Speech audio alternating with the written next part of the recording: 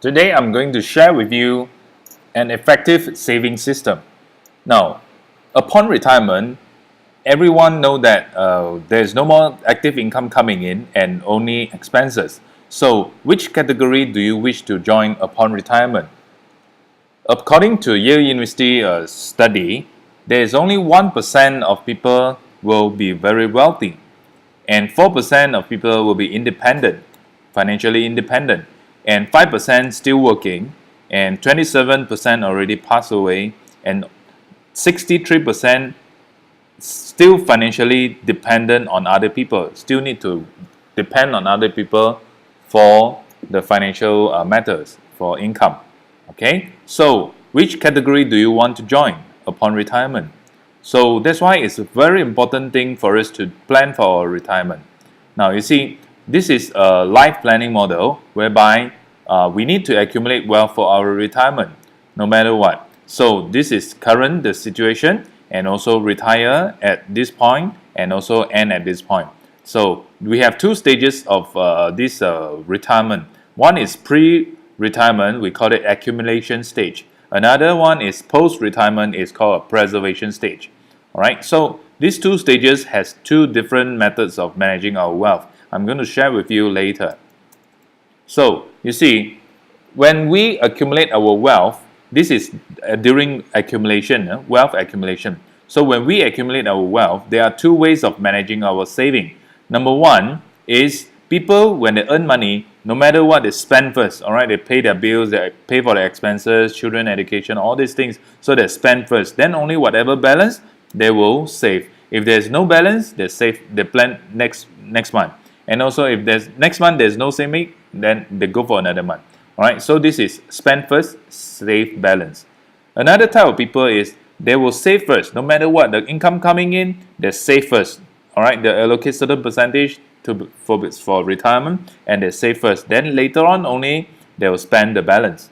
Now, just make a wild guess. Which group of people will be able to save more upon retirement? Alright, yes. 95% of people actually fall under this category, and only about 5% of people have this save first and spend later kind of attitude or discipline. So, but we need to understand why this group of people are able to make it, which is they save first and spend later, because there is a system. Now, this is a very important system that everyone should put it in place in their saving habit. Okay. Now, of course, there are some conditions in an effective saving system.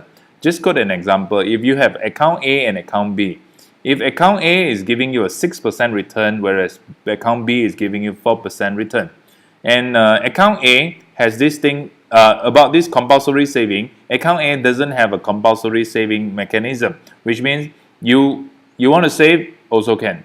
Don't want to save, also never mind. No one will actually penalize you or force you to save. But when turned to account B, yes, there is a compulsory saving mechanism, which means every year, all right, you need to put aside this amount of money for this saving purpose.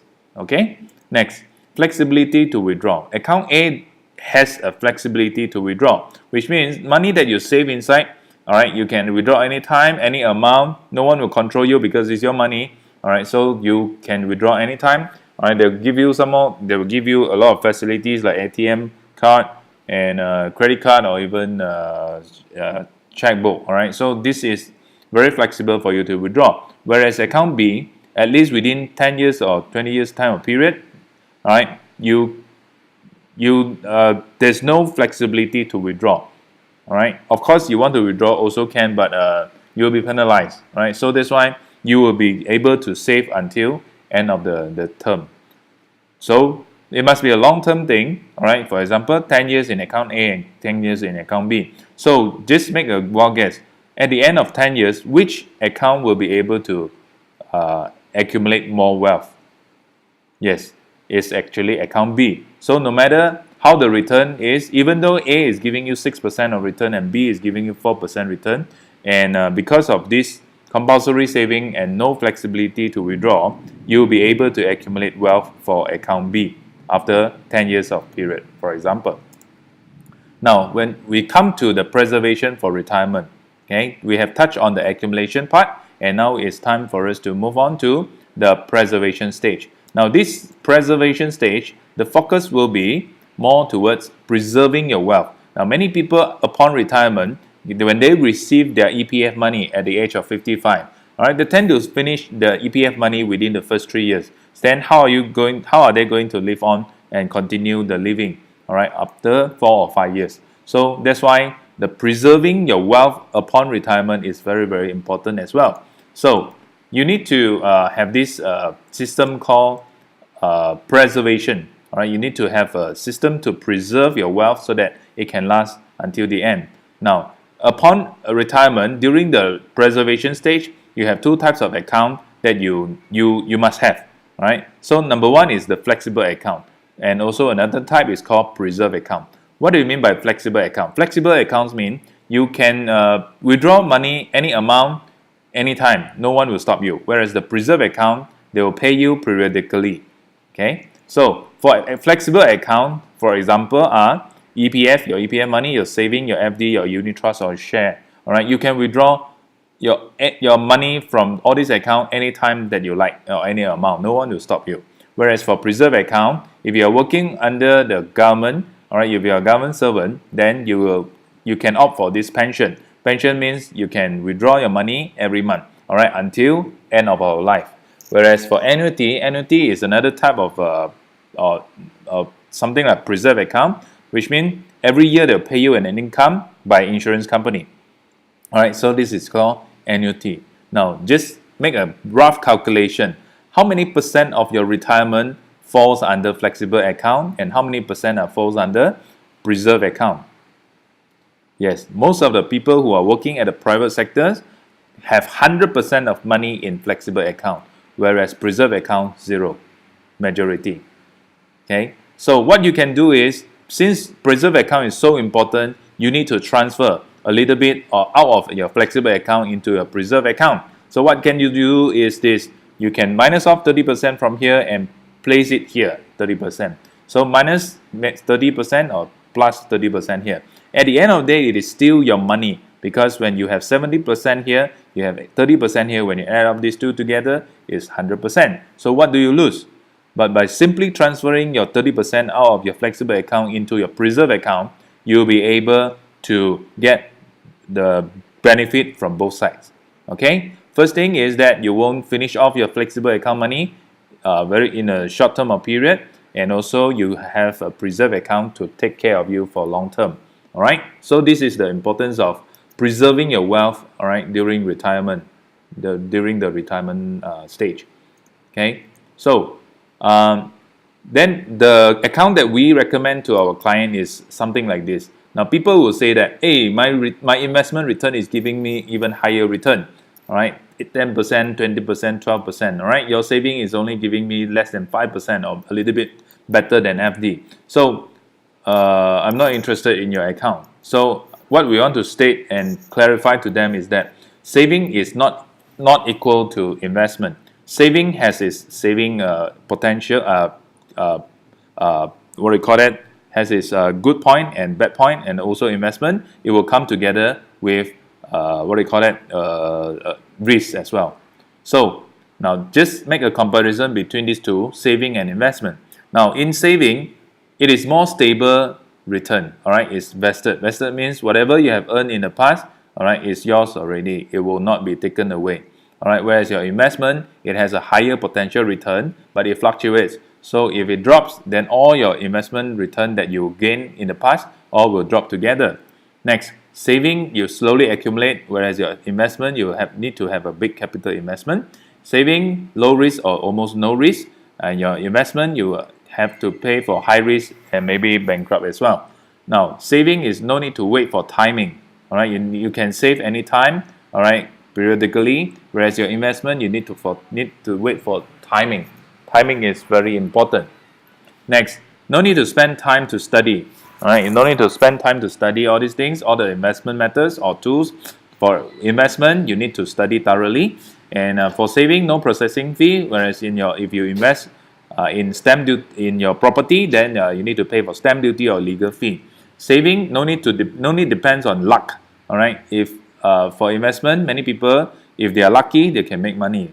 So saving, you need to develop a very good saving discipline. Whereas investment is many people, all right, actually is a speculation, all right, speculative habit. You buy on rumors, sell on panic, all right. So saving is just like your car brake, and investment is your accelerator. Now just imagine this, all right.